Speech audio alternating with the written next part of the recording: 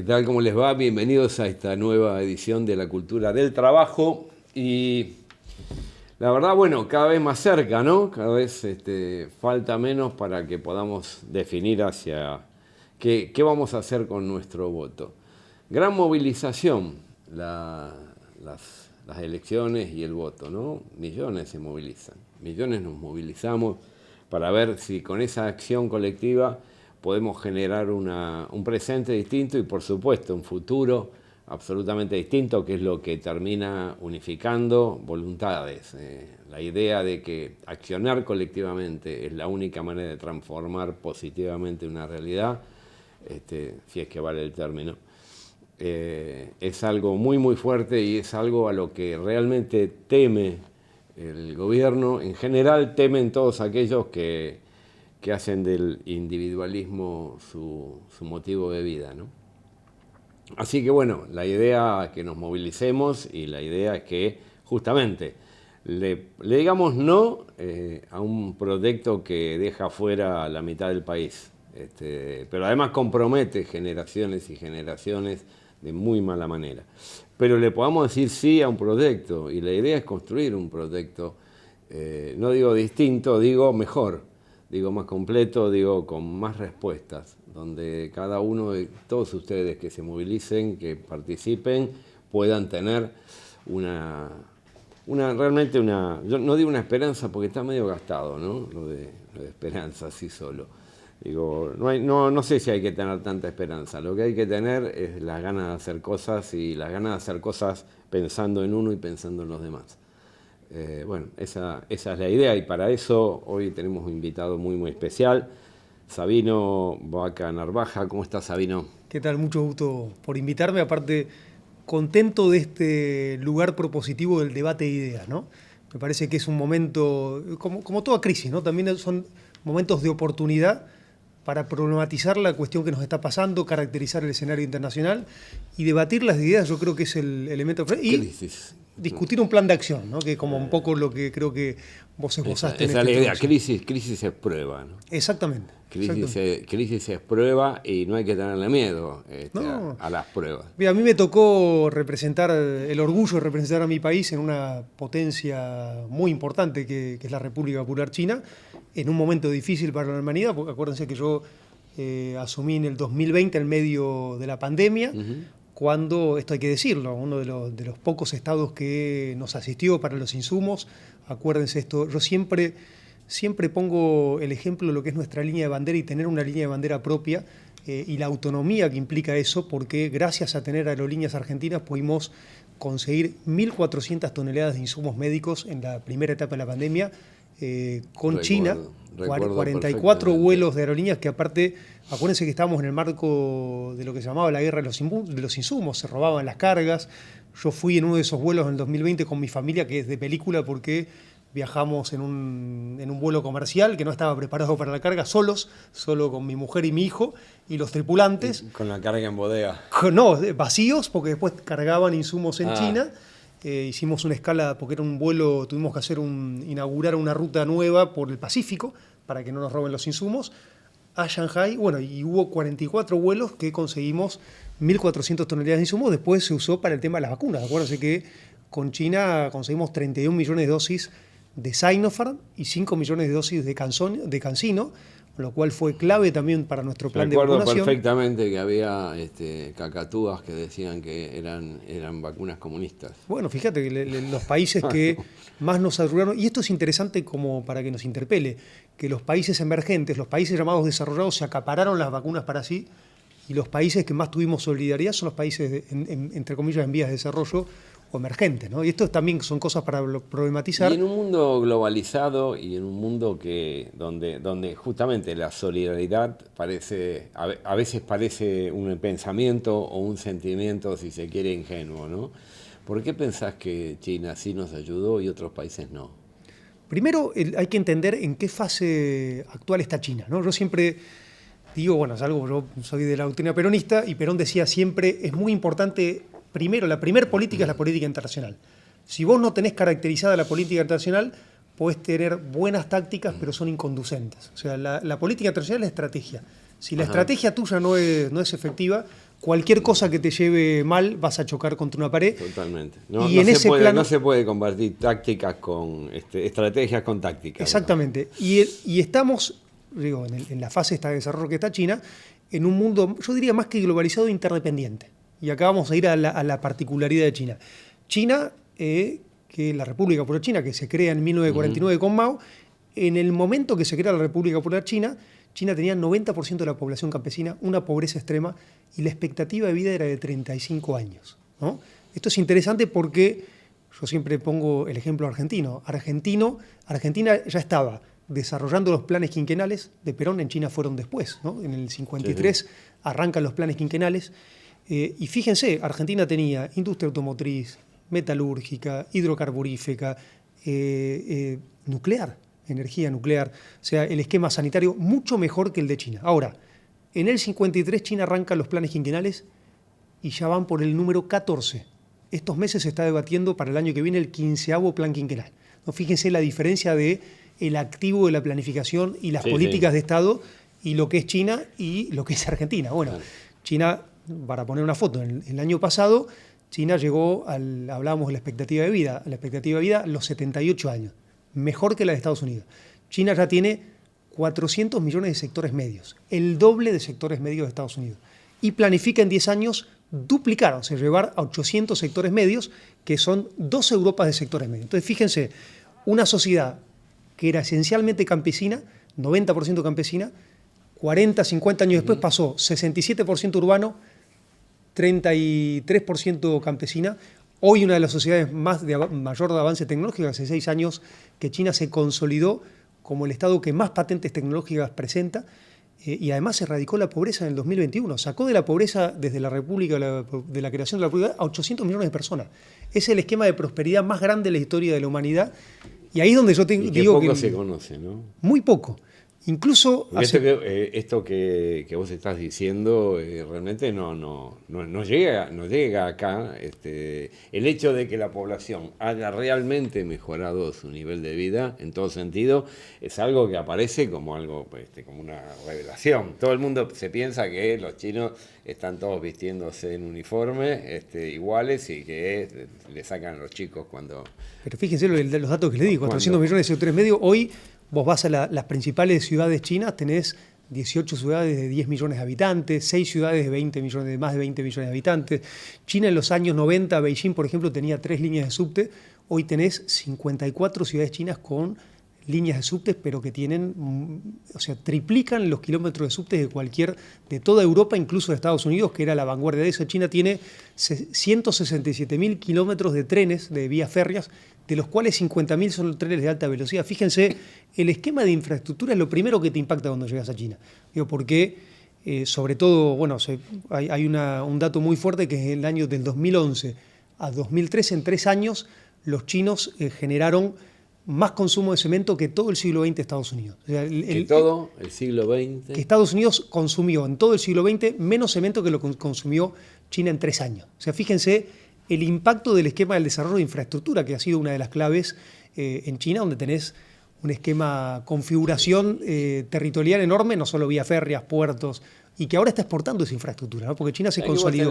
Discúlpame, pero vos tenés un país que arranca casi, no casi, ¿no? Porque era claramente, no era un país feudal, pero arranca casi de un feudalismo, sí, claro, en los años 50. Sociedad campesina. Y 80, o poner 75 años después, tiene un grado de desarrollo configurándose como una de las primeras o la primer potencia Depende mundial. de cómo lo mires, hoy sigue siendo la potencia comercial más grande de Estados Unidos, sí, pero en términos de poder adquisitivo, de paridad de poder adquisitivo, hoy es China la número 1, y por supuesto que en 10, 20 años, porque esto de consolidarse como un actor tecnológico también le va a dar un salto, pero acá hay una discusión interesante, ¿no? Cuando vos lo ves en perspectiva histórica, ¿no? Porque nosotros tenemos una visión muy eurocéntrica, ¿no?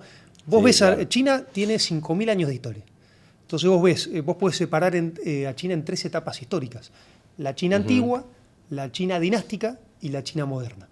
Ahora, para hablar de la más larga, que es la China dinástica, menos 200 a.C., hasta 1911, que es la última dinastía, durante 18 siglos, China para el mundo representó la primera economía mundial, llegando al 20, 30, 35, porque esto es interesante desde la mirada occidental.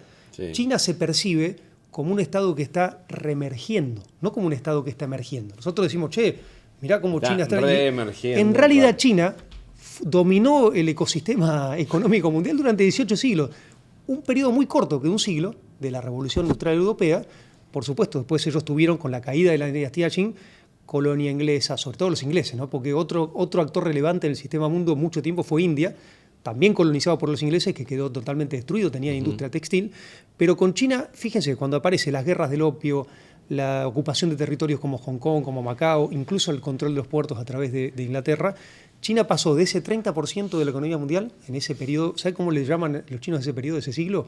El siglo de la humillación. Pasó a ser el 4% de la economía mundial durante ese siglo.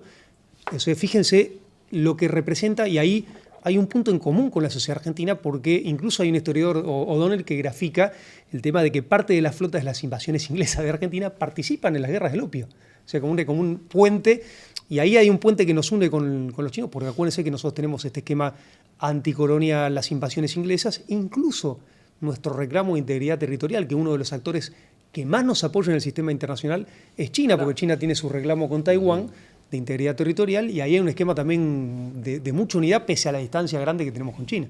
Ya tenemos una China reemergiendo, lo voy a tomar, tomo tu descripción y tu aclaración, que me parece muy valiosa. Una China reemergiendo en 80 años, y si vos comparás con nuestro PBI y con la distribución de nuestro PBI, los últimos 80 años, 70 años, hemos venido en caída libre. Es muy caída interesante. Libre absolutamente continua. El activo ahí central para mí es la planificación. ¿Sabes qué? Un mito, ¿no? Dice, no, lo que pasa es que los chinos son 1.500 millones, son muchos. 1.447 millones, pero de nuevo, fíjense, muchos, pero... Como si esa fuera la causa de que China fuera una potencia, es que hay mucha gente. Sí, la población no solo no te salva por sí mismo, o sea, Claro, de nuevo, claro, lo que te salva es primero... Puede ser un problema, no una Exacto. solución. India tiene más habitantes que China y muchos problemas sociales, ¿no? También un esquema, está creciendo también económicamente, pero muchos problemas sociales en términos de la distribución y el esquema del desarrollo. O sea, no tiene ni cerca la cantidad de sectores medios que tiene China, ni lo que planifica, porque acá, repito, sacaron 800 millones de la pobreza, en el año 2021 erradicaron la pobreza estructural, lo que sería la indigencia. O sea, estamos hablando de un progreso social, esto dicho por Naciones Unidas, como nunca se vio en la historia de la humanidad, donde el activo es la planificación y el control estatal de los actores económicos. Porque yo creo que uno de los problemas que está viviendo Occidente es que nosotros hay varios libros, ¿no?, que plantean esto, algunos autores hablan de tecnofeudalismo, por esto este esquema de las corporaciones o tecnócratas, tecnoempresarios que tienen más poder que estados y que están activamente en contra del Estado, disolviendo la capacidad estatal e irrumpiendo desde plataformas como de comunicación, donde hoy está la disputa del sentido también. Lula le dijo no a una aplicación de aplicaciones, ¿no? Claro. Y fíjense el ataque que le hace Trump. O sea, vos tenés, fíjense este esquema comercial. Para Brasil el primer socio comercial es China, el segundo es Estados Unidos, y tiene una relación enorme superavitaria para Estados Unidos. Sin embargo, Trump le puso 50% de aranceles a Brasil, o sea, pegándose un tiro en el pie económico. ¿Por qué? Con la excusa de que tenía preso a Bolsonaro, un esquema totalmente político, y que el Tribunal Supremo de Justicia de Brasil había pedido algo tan básico como el reclamo de jurisdicción a la plataforma X, lo que nos muestra también que el objetivo político era la plataforma. Porque acuérdense que el dueño de la plataforma X es Elon Musk, que además estaba peleado con la administración, pero acá lo que estamos viendo es que Trump, con cierta lucidez, dice, che, estas plataformas generan contenidos y son los que manejan el sentido en estas sociedades fragmentadas, y por algo le pide Trump también que participen Oracle, empresas norteamericanas, en el esquema accionario de TikTok, empresas chinas, y le exige ceder participación accionaria y le empieza a exigir a las plataformas que se asocien al Departamento de Estado norteamericano. En estas últimas semanas hemos visto como algunas juran como tenientes coroneles en un esquema de alinear, llevar hacia una guerra tecnológica. Hacen un acuerdo con Inglaterra, acuérdense, hace unos meses, el Teach Prosperity Deal, cerrando el esquema tecnológico con Inglaterra para el control de estas plataformas que en definitiva controlan el sentido. Queda absolutamente claro de por qué no nos tenemos que... O sea, no tiene sentido pelearse con China, ¿no? O sea, no tiene sentido, pero no porque sean ni muchos ni muy malos, digo, sino porque tienen una política que independientemente de que cada cual obviamente hace política económica para defender su realidad y su Estado, esa forma resulta, en el caso de China, mucho más complementaria con la necesidad de comercio y desarrollo de Argentina que la que puede resultar entre Argentina y Estados Unidos. O sea, la complementariedad con China es mucho más resulta mucho más favorable que alguna complementariedad que no sé cuál sería. Ese es el punto. La altura no sé cuál es Primero, hay que entender... ¿Cómo complementamos con Estados Unidos? Nuestro segundo socio comercial es China. O sea, hay una cosa pragmática, ¿no? Primero es Brasil, segundo es China. Ahora, lo interesante es la fase que hablábamos de interdependencia que tiene China, porque China no solo se consolidó como un estado de manufactura, necesita exportar, sino que ya tiene 400 sectores, millones de medios que necesita comprar. Entonces necesita que, sobre todo los países emergentes, les vaya bien para que su modelo funcione. Está interdependiente, porque yo hablo de la palabra interdependencia más que la globalización. Entonces, el tipo de acuerdo que propone China de cooperación es financiarte infraestructura, acuerdo Estado-Estado, de beneficio mutuo, a diferencia de otros estados que te dicen, te ponen aranceles, te bloquean la tecnología, te imponen condiciones. Hay un esquema de... Ahora, si nosotros no tenemos un propio programa de desarrollo, no nos salva ningún estado, porque también... Nosotros no tenemos ningún programa. Bueno, esa es la discusión de fondo que hay que dar. Ni de desarrollo ni de desarrollo. Porque yo te voy a decir una cosa con un espíritu autocrítico. Yo creo que nosotros somos un poco responsables también de lo de Milei. Porque nosotros, mirá, mi experiencia con la Cancillería Argentina. La Cancillería Argentina hace rato que está diseñada para un mundo que no existe más. Claro. Argentina tiene 30 embajadas en Europa, donde estamos, como decís vos, somos competitivos, nos complementarios, solo 15 en Asia. Claro. Argentina tiene un área en Cancillería que se llama DIAYO, Dirección de Asia y Oceanía, que trata a China dentro Asia y Oceanía. Cuando tiene una dirección para América del Norte, cuando tiene el doble de empleados en cualquier país de la Comunidad Europea que los que tienen Asia. En China nosotros teníamos solo 4 consulados, cualquier país de la región tiene, Uruguay tiene 5 consulados, Chile tiene 6, Brasil tiene 6, nosotros tenemos 4, está totalmente desproporcionado en función de los intereses comerciales. Y vos ves, países vecinos, a mí me gusta tocar el ego argentino, Chile exporta 3 veces más que Argentina a China. Brasil 10 veces más, Uruguay proporcionalmente mucho más por la escala productiva. Entonces, ahí tenemos un problema donde es responsabilidad nuestra no haber diseñado una Cancillería más acorde con los tiempos que cuentan y no haber enfocado, de nuevo, yo te dije, soy de la doctrina peronista, el enfoque federal, el enfoque productivo, las economías regionales. Yo problematizo, hice un libro sobre mi experiencia, nosotros deberíamos generar delegados regionales por sector productivo en las principales embajadas de Argentina. ¿No te parece que además de un problema en la Cancillería, digo, por ahí tenemos un problema de concepción? Vos arrancaste muy bien la charla con la importancia del factor internacional, ¿no? La importancia del factor internacional. Hoy, y decíamos un poquito antes de comenzar el programa, charlábamos con Sabino, de que en realidad hablar de desarrollo por fuera de tratar de establecer mercados regionales y de generar y fortalecer intercambios, por ejemplo, en todas las obras de infraestructura, moneda de intercambio para Latinoamérica, para los países. Bueno, si no arrancamos con un mercado de potenciales compradores de 500, 600 millones y nos remitimos a 40 o 50 potenciales compradores, la verdad, no hay manera de despegar. Pero aparte, si nosotros, incluso, si no trabajamos como región, yo suscribo eso totalmente, no hay manera. Vamos ¿te acordás? Previs decía de la relación centro-periferia, vamos a tener una cosa asimétrica. Bueno, Metol Ferré hablaba de los estados continentales industriales, Perón hablaba del ABC, es de integración. Y mira lo que está pasando. China en el 2008, actualizado en 2018, escribió su libro blanco, que está publicado, de lo que quiere América Latina. Ahora, América Latina no tiene nada parecido. O sea, nosotros no hemos problematizado como región qué es lo que queremos de China y cómo nos organizamos para un actor. Miren esto, porque China pasó, tuvo varias etapas, una etapa donde se caracterizaba, era la fábrica del mundo, donde se radicaron muchas empresas, porque había mano de obra barata, con relaciones laborales complicadas, pero le pedía 2 cosas a las empresas que venían a China con este esquema de desregulación impositiva: que le transfieran tecnología y que se asocie con empresas locales. En el lapso de 40 años, China pasó a ser el 30% de la manufactura se produce en China, el 33% de la industria automotriz se produce en China. Si vos sumás Estados Unidos, toda la Comunidad Europea, Corea del Sur y Japón, que son grandes productores, China produce más que todas esas unidades juntas. Y además, la innovación tecnológica, el 40% ya es electromovilidad, o sea, está liderando la industria de la automovilidad y aparece, no sé, este episodio con Tesla, ya con Biden, que Elon Musk le pide el 100% de arancel porque había una empresa como BYD que le rompe el mercado, entonces empieza a haber esta restricción. Y acá es otra cosa que hay que problematizar. Si Argentina, este modelo, yo digo, el modelo de Milei está en el peor de los mundos, en este sentido. Está en una subordinación como nunca se vio en la historia argentina a una potencia como Estados Unidos, ¿no? Bueno, ahora con Revetes ya nuestro ministro de Economía parece ser Betsen, que ni siquiera alcanza. Pero también una subordinación económica a China, porque si vos liberalizás la economía y no tenés un esquema inteligente, está pasando lo que pasa ahora, que se multiplicó por 80 las importaciones de productos chinos a través de plataformas como Shein y como Temu. Estamos gastando 100 millones de dólares, escucha, por mes en bienes suntuosos, ni siquiera para apalancar nuestros sectores productivos. Entonces tenés una doble dependencia, y para el único que no trabaja Milei es para Argentina.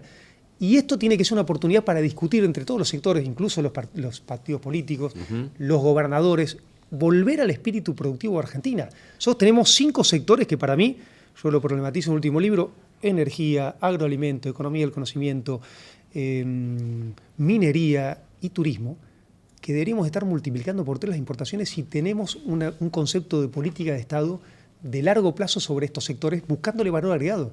Porque Chile exporta... Mira, yo hice un ejercicio muy fuerte porque nosotros tenemos un déficit estructural en el comercio con China. Pero vos ves Brasil, Perú y Chile, que están primarizados y tienen superávit. Y la respuesta a eso son los minerales. Brasil, en todo lo que comercia a China, el 40% es mineral de hierro. Perú, todo lo que comercia a China, el 89% es cobre, oro y plata.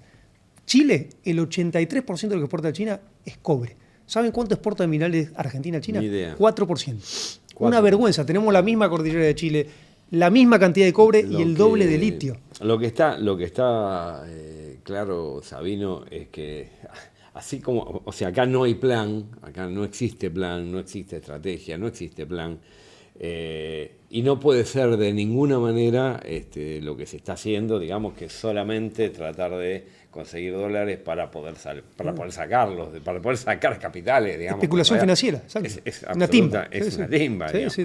Entonces, estamos muchísimo más atrás todavía. De cualquier manera, volvemos al principio de la charla, ¿no? Hablar de lo internacional es hablar de estrategia es la única forma que tenemos posible de tratar de desarrollar programas, de tratar de desarrollar una política que pueda beneficiar al China conjunto. te invertía en infraestructura, te financiaba infraestructura. Absolutamente. Había cooperación científica con China. Pero vos pensás, infraestructura para la región, por ejemplo. Telecomunicaciones para la región, transporte para la Vía región. Férreas, Represas, represas, redes de transmisión eléctrica. Nuestra cuarta central nuclear. Otra escala.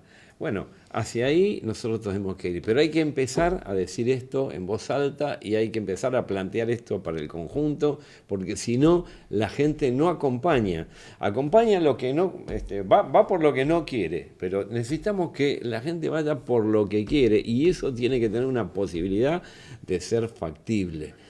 No sí. Para los militantes como vos y como yo. No, pero estoy totalmente de acuerdo. Nosotros estamos mirándonos en el ombligo. Estoy totalmente de acuerdo. Estamos discutiendo cosas que no empatizamos con la sociedad. Estamos discutiendo en contra de. No tenemos propuestas, ¿no? O sea, hablamos de candidatos en vez de hablar de planes, de programas, exacto. De empatizar con la gente. El peronismo nació porque hubo un líder que empatizó con los problemas de los trabajadores y generó un alivio zoológico. Hace rato que no estamos empatizando con eso. Me quedo con eso porque tengo que redondear, ¿verdad? Se nos acaba el tiempo. Te comprometo para otro programa. A disposición y bueno, yo soy un entusiasmo y aparte estoy muy optimista. Yo creo que el debate de ideas es donde nace y las crisis son oportunidades. Y le agradezco este espacio para problematizar estas cosas. Pero además vos sabés que a los militantes uno de los elementos que nos caracteriza es el optimismo, no el optimismo tonto, estúpido, el optimismo porque entendemos que con la gente y para la gente se pueden hacer un montón de cosas. Así que bueno, te agradezco mucho la visita en el programa. Muchas gracias a disposición. Te comprometemos para seguir esta charla que está buenísima. Usted no se vaya, que el programa sigue.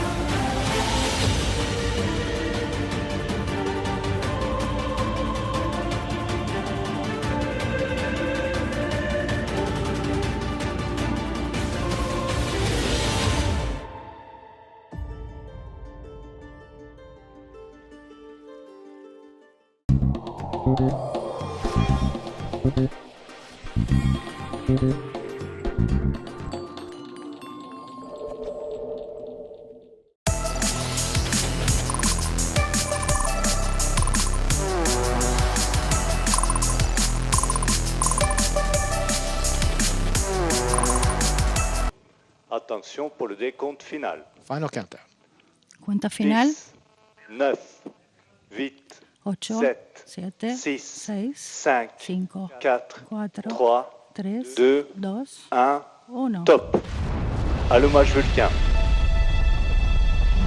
Celebramos un nuevo aniversario del lanzamiento de nuestro primer satélite geoestacionario de telecomunicaciones fabricado por el Estado argentino.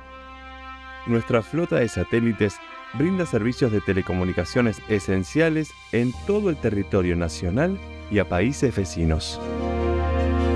Este logro es el resultado del esfuerzo conjunto de los trabajadores de las telecomunicaciones, nuestros especialistas satelitales y la sociedad argentina en su totalidad, que confía en la tecnología como motor de desarrollo.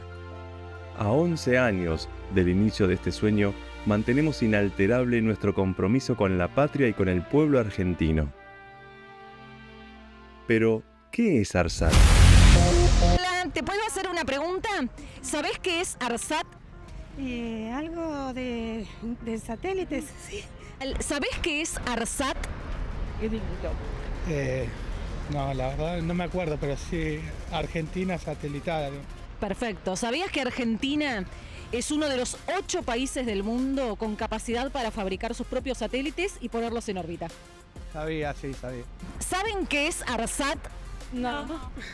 ¿Saben que Argentina es uno de los 8 países del mundo que puede fabricar sus propios satélites y ponerlos en órbita? No, ni idea. Si sabes o te suena, ¿qué es ARSAT? ¿Sí? Sí, ¿A qué te suena? una empresa de satélites, total. ¿Saben qué es ARSAT? Sí, ARSAT es una empresa nacional de satélites, Sí, lo satelital, sí.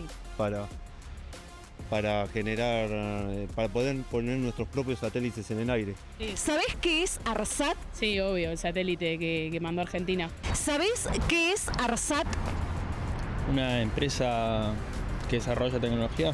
Nada, muy importante para la soberanía espacial del país. ARSAT es, como todo gran proyecto, un sueño compartido. El de conectarnos, el de comunicarnos y llevar oportunidades en todo nuestro territorio. ARSAT es soberanía satelital gracias a la operación de sus 2 satélites geoestacionarios diseñados, construidos y operados 100% en la Argentina, que ofrecen conectividad en todo el país, el continente americano, las Islas Malvinas y la Antártida. ARSAT es conectividad que fluye a través de los 36.500 kilómetros que recorre la red federal de fibra óptica, conectando más de 1.200 pueblos y localidades de todo el país y más de 1.000 cooperativas y pymes proveedoras de Internet. ARSAT es gobernanza de datos, administrada por su data center, el más seguro y moderno de Latinoamérica, que aloja servicios del Estado Nacional, los estados provinciales y municipales. ARSAT es inclusión, con más de 100 antenas de transmisión de televisión digital terrestre y sus señales informativas, educativas y culturales instaladas desde Ushuaia hasta La Quiaca. ARSAT representa la infraestructura estratégica necesaria para el desarrollo nacional en cada rincón del país.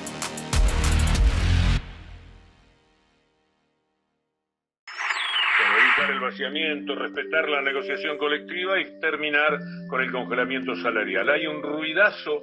El Banco Central no autoriza a que la compañía satelital de bandera acceda a dólares para pagar a proveedores extranjeros. Además, todo esto les está pasando a la gente de FOETRA, peleando por ARSAT. Por fin un paro. ¿Cuánto perdieron los trabajadores de ARSAT de poder adquisitivo en un año? 50%, pero eureka, diría Arquímedes. La plata está. ARSAT tiene las reservas para pagar los sueldos. El dinero está. Escúchame esto, te lo pido por favor. El dinero está para construir el ARSAT 3 y el dinero está para aumentarle a los jubilados. No lo tienen que sacar del tesoro. No se los dan. ARSAT es un testimonio del país. Hemos ido a la Cámara de Diputados, hemos ido a la Cámara de Senadores, nos han recibido todos los bloques que no son la libertad, todos, absolutamente todos los bloques que no son la Libertad Avanza. Gracias por este rato, Claudio, gracias por la información. Bueno, y estamos atentos a lo que significa ARSAT para la Argentina. Y cuando decimos lo que significa ARSAT para la Argentina, decimos que lo sostienen trabajadores y trabajadoras que tienen que trabajar con un salario más que digno. Gracias, Claudio. No, muchas gracias a ustedes y muchas gracias por darme la oportunidad de que la audiencia también escuche lo importante que significa una infraestructura desarrollada y moderna para el futuro de sus hijos. ¿Qué significa perder ARSAT? Significa perder cientos de puestos de trabajo calificados formados para implementar proyectos de alto desarrollo tecnológico. Implica depender tecnológicamente de empresas extranjeras de telecomunicaciones. Restringe la capacidad de generar y resguardar la información de todos los argentinos. Nos condena a la desconexión digital a miles de pueblos, compatriotas, empresas, pymes y cooperativas en todo el territorio. Sin la empresa estratégica que conecta a millones de compatriotas y que además lo hace de forma superavitaria, resignamos la soberanía tecnológica y económica. ¿Estamos dispuestos a perder nuestra soberanía y nuestro futuro? Tenemos ARSAT.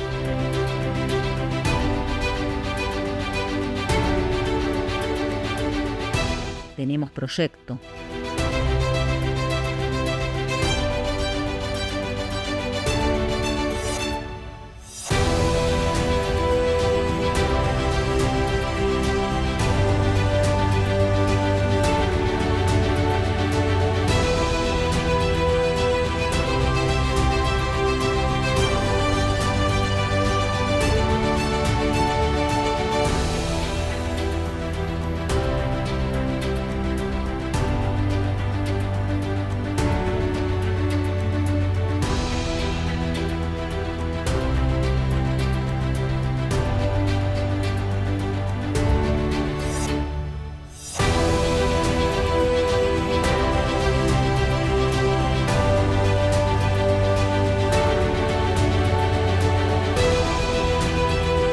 Queremos que cada provincia tenga voz y decisión en el futuro de nuestra empresa.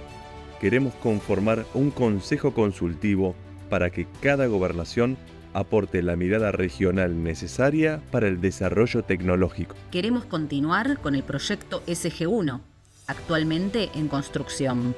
Queremos inversión planificada para cada programa de ARSAT. Queremos que se regularice la deuda salarial con los y las trabajadoras y que se cumplan los acuerdos paritarios del sector. Queremos formación y actualización continua para los y las trabajadoras a través de la Concitel. Defendamos, juntos y juntas, lo que nos une. Para que cada provincia tenga voz y decisión en el futuro de esta empresa estratégica, defendamos juntos y juntas lo que nos une. Somos ARSAT. Somos federales. Somos soberanía. Somos Argentina.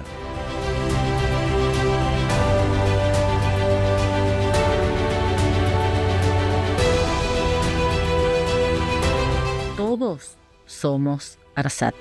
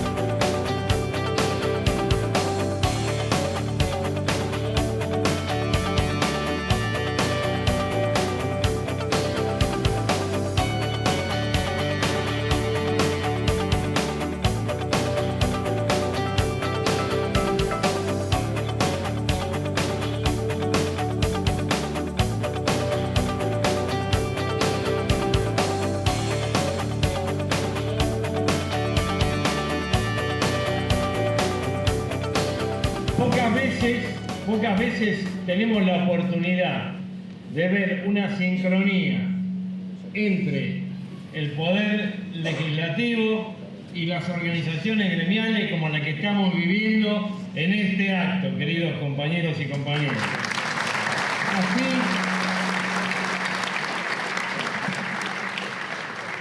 Así es como tenemos que trabajar. Así es como, complementando, como bien dijeron nuestros compañeros en la mesa, complementando la CATE, la lucha, el trabajo de la construcción político y sindical que llevamos adelante en cada uno de nuestros lugares de trabajo, la estamos complementando con un poder del Estado que tiene que sí o sí reflejar el sentimiento del conjunto.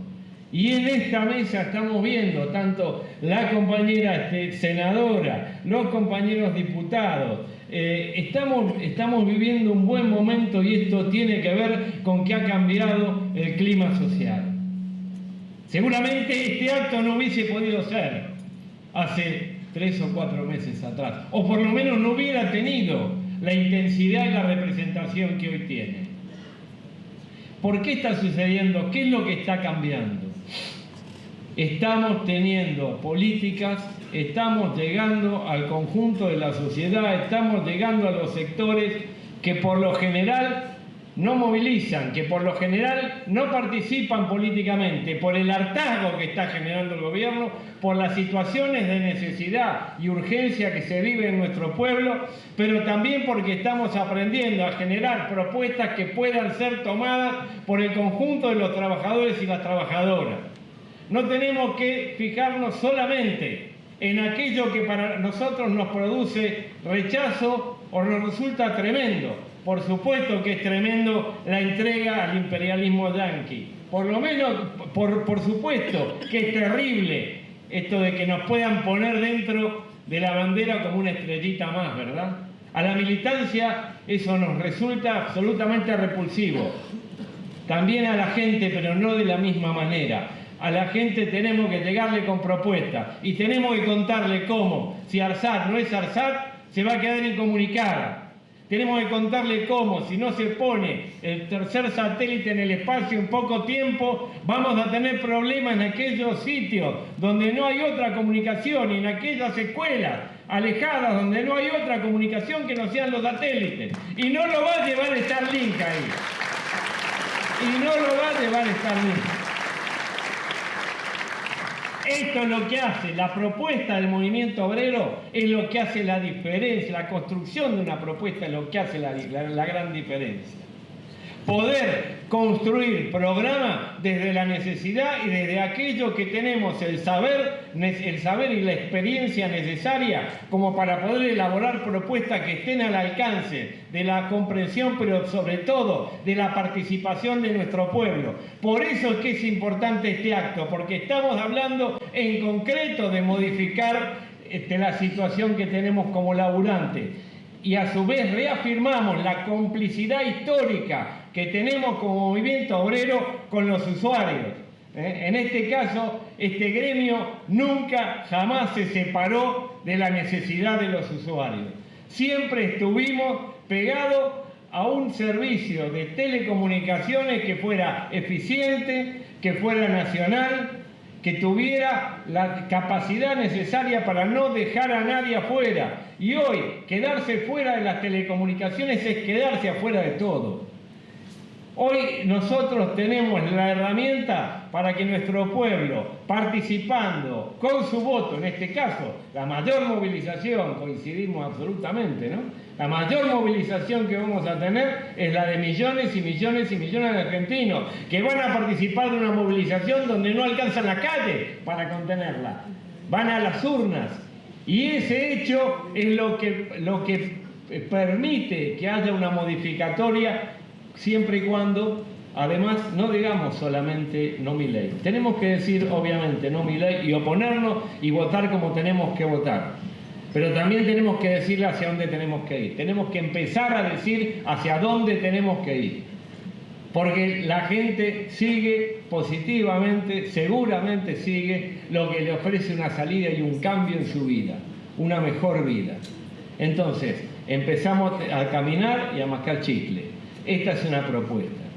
La propuesta de que ARSAT además sea de las provincias es una propuesta que no tiene que ver con un falso federalismo solamente.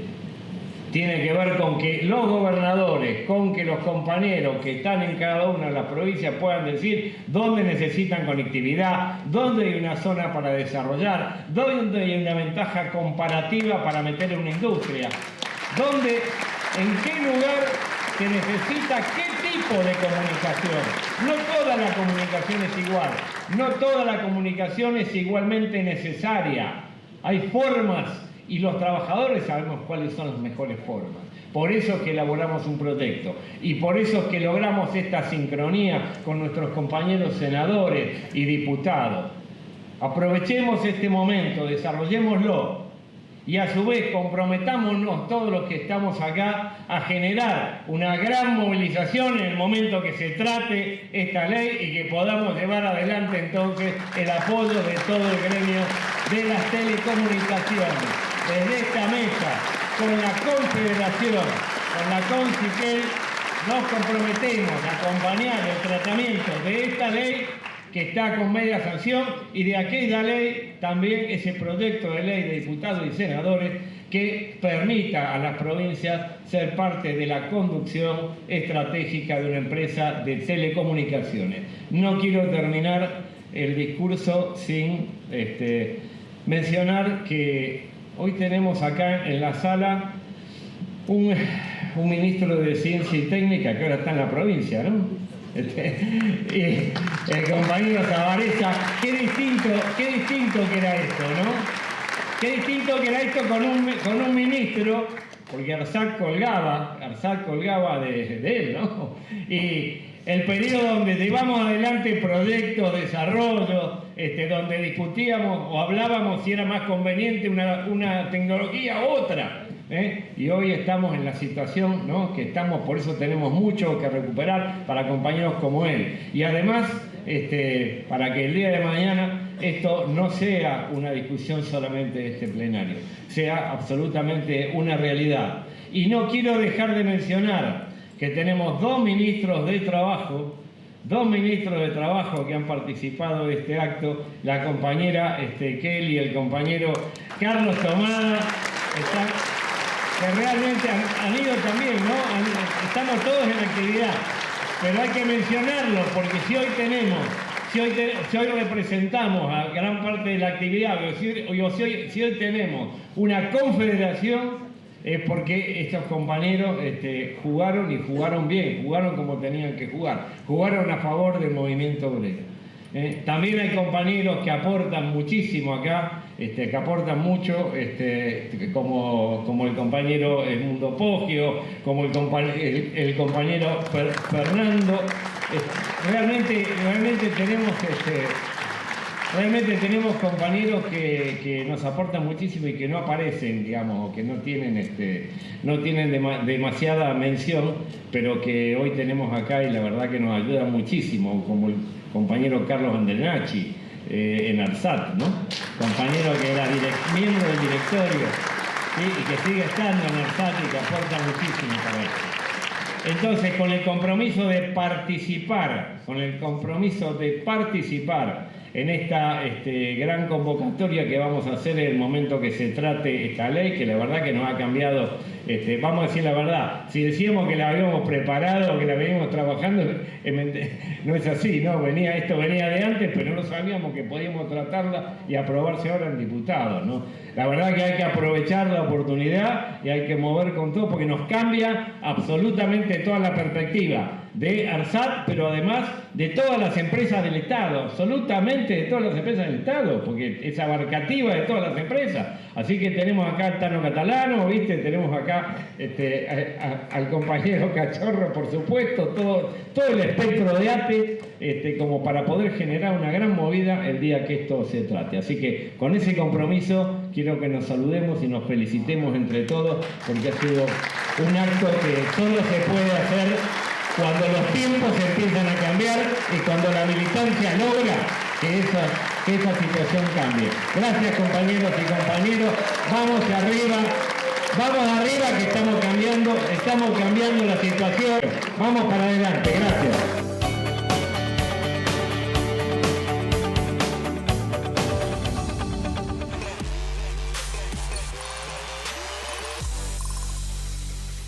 Bueno, ¿qué tal? ¿Cómo les va? Acabamos de terminar un acto muy importante para la Concitel, para FOETRA, en general para las telecomunicaciones, que tiene que ver con la defensa de la empresa ARSAT. Y cuando digo la defensa de la empresa ARSAT, estoy hablando de soberanía, estoy hablando de conectividad, estoy hablando de achicar la brecha digital, estoy hablando de cuestiones que son muy importantes para los argentinos. El desafío es cómo explicar que el funcionamiento de una empresa de estas características afecta al día a día, ¿no? Hoy están con nosotros y estamos charlando de manera así informal, tanto con el compañero Dri, la verdad compañero del gremio del SATSAI, compañero también de las comunicaciones, las telecomunicaciones, que ha venido en representación de su gremio y ha participado del acto. Y bueno, y la compañera Julia, diputada, que no necesito presentarla, porque la verdad que es una amiga de la casa, ¿no? ¿Cómo estás, Julia? ¿Bien? Muy bien, muy bien. Bueno, gracias por la invitación. Un tremendo acto en defensa no solo de ARSAT, porque sería reducirlo a una empresa, sino de una Argentina con soberanía en términos de telecomunicación, porque ARSAT representa eso finalmente. Más temprano, antes de venir al acto, participé de la Comisión de Reforma del Estado bicameral y seguimiento de las privatizaciones, donde, bueno, ARSAT no entró, porque no entró adentro de la venta de ley bases, ¿no? Pero ya hay varias empresas con un interés estratégico indiscutido, el caso de Nuclearélectrica Argentina, que sí entró en la privatización de ley bases y que pudimos defenderlo como activo estratégico con media sanción en diputados la semana pasada y esperamos que el Senado lo pueda refrendar, que hay una intención de venderlas. Estamos en un momento en donde una parte de la dirigencia política argentina, ¿no? En un contexto en donde hay un acuerdo con los Estados Unidos, con el Tesoro de los Estados Unidos, donde hay una exigencia de entrega de activos estratégicos como uranio y litio, lo dijo Bessent, en donde hay una exigencia de contraparte en materia de defensa, base naval conjunta en Ushuaia entre Estados Unidos y Argentina.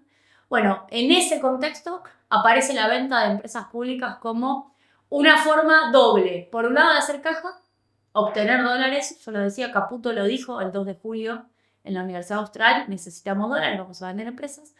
Y otra forma al mismo tiempo de conceder soberanía y de esa manera quedar en ese sentido, en una relación con Estados Unidos. En ese sentido, la idea de hacer un acto y que el movimiento obrero acompañó su conjunto con mucha representación, era poder establecer un puente siempre entre el accionar parlamentario y el accionar como gremio, ¿no? Sí. ¿Cómo la ves? Yo, bueno, por un lado, contento de haber visto una convocatoria tan plural de tantas organizaciones gremiales acompañando una iniciativa, y además, bueno, felicitarlos también por la iniciativa esta que han tenido de presentar un proyecto para federalizar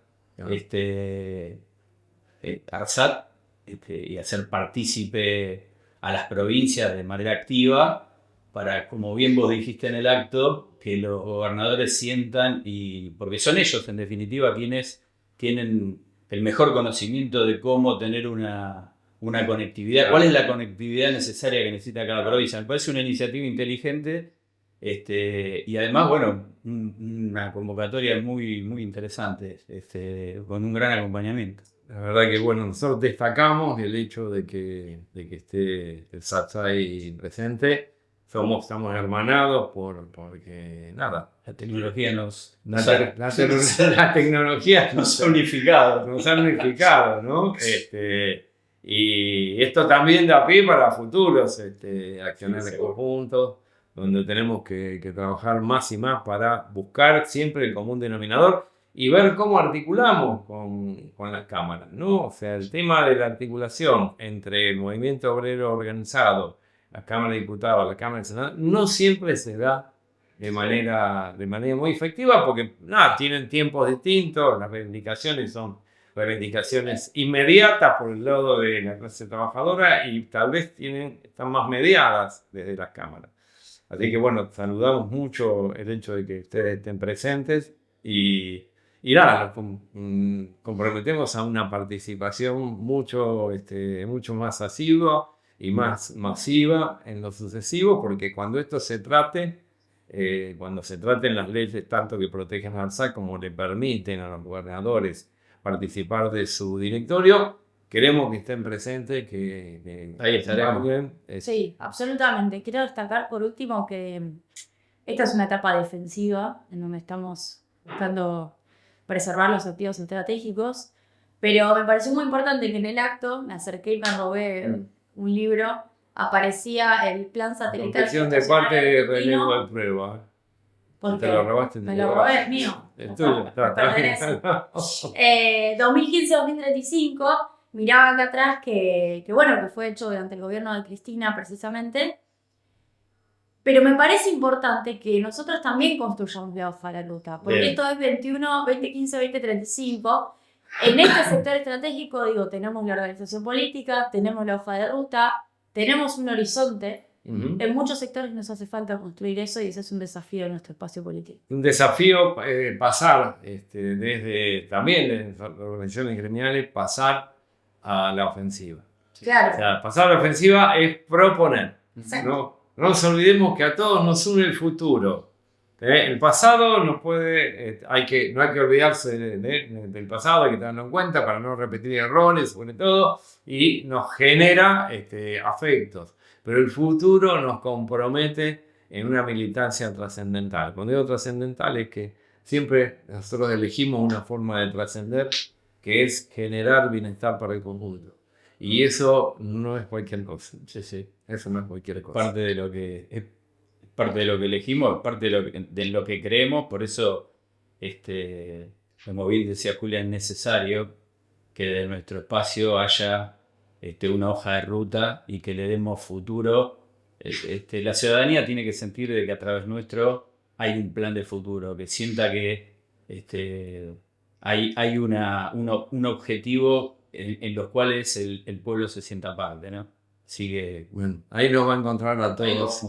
Ahí nos va a encontrar a todos juntos. Muchísimas gracias. Gracias a vos, Claudio.